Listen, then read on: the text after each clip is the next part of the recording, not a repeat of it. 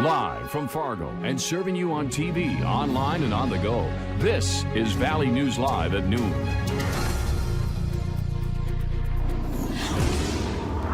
New at noon, 2 University of Minnesota wrestlers will not face any criminal sexual assault charges stemming from an incident in June.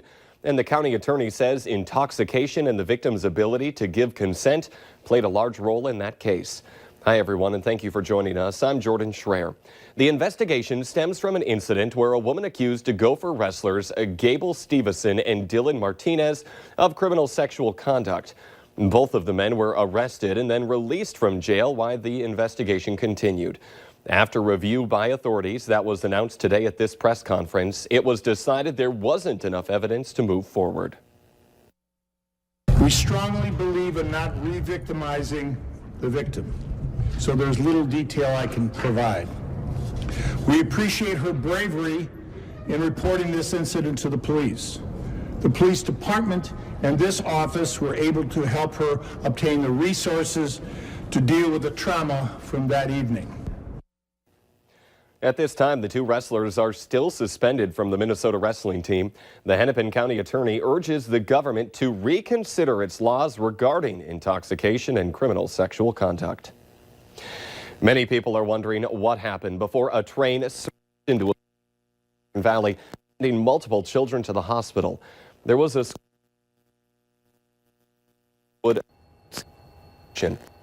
18 people, including the driver, on the afternoon. 1 child was flown to Fargo for treatment, and 3 other children were taken to local hospitals. The name of that bus driver has not been released, but we do know that he is a 69-year-old man from Lidgerwood. And we have a reporter headed to that town today, and he'll bring us more on that assembly and try to find out answers as to what happened.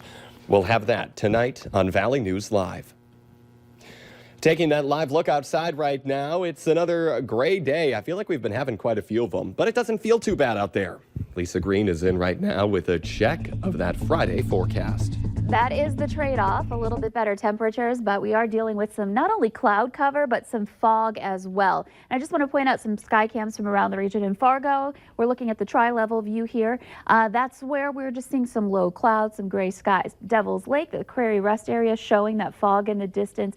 Binford, same thing. And then up in St. Vincent in Minnesota, in Kitson County, right along the Canadian border, we've got blue skies. So there are some places getting a little bit of sun, but we are having some trouble with some fog here this afternoon. It actually started out west and it spread eastward. On the eastern side of the valley, we're looking at visibility now down to less than a mile in Thief River Falls. We're at 1.5 miles in Foston, and less than a mile over in Cooperstown and Langdon, 1/4 mile. So struggling a little bit with fog at the higher elevations here in the valley. Temperatures, they're on their way up. We're at 18 degrees in Fargo. It's 11 in Grand Forks. Either that or holding steady. Some of us have been in those upper teens all morning long, and will remain in that same range heading into the afternoon with a little bit of warmth happening in Fargo, a high of about 21 degrees. And I'm hoping we can get this fog cleared out of here, but it may take some time. We need that wind to kick in, and we'll have more details on that in your hour-by-hour planner, and take a look at that important weekend forecast too coming up. Sounds good. Thank you, Lisa.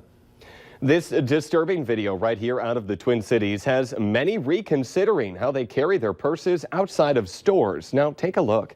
It shows a man pull up to a woman putting groceries in her car and snatching her purse. But when the driver takes off, the woman's arm gets caught in the purse strap and she is dragged by the car. She is dragged about 75 yards and luckily was not seriously hurt.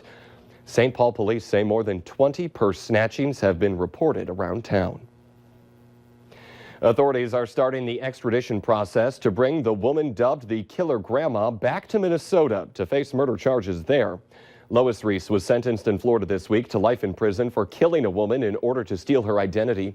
Reese is also the suspect in the murder of her husband, whose body was found at the couple's Blooming Prairie, Minnesota home in March of 2018. Let's take a look now at this week's Valley's Most Wanted.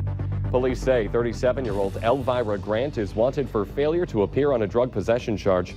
Call your local law enforcement if you have any information about her. The Fargo-Moorhead Community Theater is looking at fixes for its auditorium after the city deemed the building unsafe and ordered everyone to stay out. FMCT's Facebook post says performances were canceled after a fractured beam above the stage was discovered on Friday night. Since then, the catwalk system has started to sag. The cause of that fracture has not yet been determined. More people are getting sick from an E. coli outbreak linked to something that you might have in your fridge. According to the CDC, a total of 138 people from 25 states have been infected by romaine lettuce. 72 people had to be hospitalized and 13 developed a type of kidney failure. Health officials continue to urge people not to eat any romaine lettuce from the Salinas, California growing region. And if you're unsure where your lettuce is from, it's best to just throw it out. Heartbreaking new developments in the case of a missing Texas woman and her newborn baby. Police have recovered a body in a car at a home over 100 miles away. The parents say officials think it is their missing daughter. Sam Brock reports from the scene near Houston, Texas. Into the early morning hours, investigators from 3 different agencies poured over this home in Houston. The FBI, Austin Police, and Texas Rangers all involved, combing the property for clues. The home is more than 150 miles from Austin, Texas, where 33-year-old Heidi Broussard and her baby Margot disappeared late last week. The search for them, tragically, appears to have ended here. Heidi's parents talking to us early this week, at the time, hopeful. So you think she's probably in trouble somewhere? Something happened. She would not just leave. Oh, no, she wouldn't do nothing Her like son, this. she'd never leave her son. Never. Now they're heartbroken, with Tammy Broussard barely able to share the news. In an early morning phone call, she confirmed to NBC News that police told her a body found at this Houston home was very likely her daughter, pending verification from the medical examiner. She says the 33-year-old mother of 2 was found in the trunk of a car on the property. Incredibly, Tammy Broussard says her daughter's newborn Margot, just weeks old, survived. Our cameras rolled as an ambulance pulled into the driveway, police forming a human shield near the door and carrying something or someone to the vehicle. Moments later, a baby's car seat grabbed for transport. A miraculous piece of good news amidst unthinkable horror. As for the couple that lives in this house, we're hoping that Austin Police will provide some clarity on their connection to this crime and to Heidi. In Houston, Sam Brock, NBC News. The baby is in Child Protective Services, and officials are working to identify both the baby and the woman.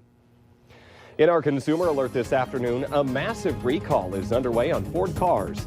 The 2006 to 2010 Ford Fusion, Mercury Milan, and Lincoln MKZ are all being recalled. Ford says a valve in the hydraulic brake control can stick and lead to some trouble braking. The company says there have been 15 reports of crashes related to this problem. Dealers will fix the issue and owners will be notified starting in mid-January. Don't forget, coverage of NDSU's semifinal game against Montana State gets underway tomorrow at noon with the Farmers Union Insurance pregame show on KVLY. The game starts at 1 and you can watch that on ESPN2.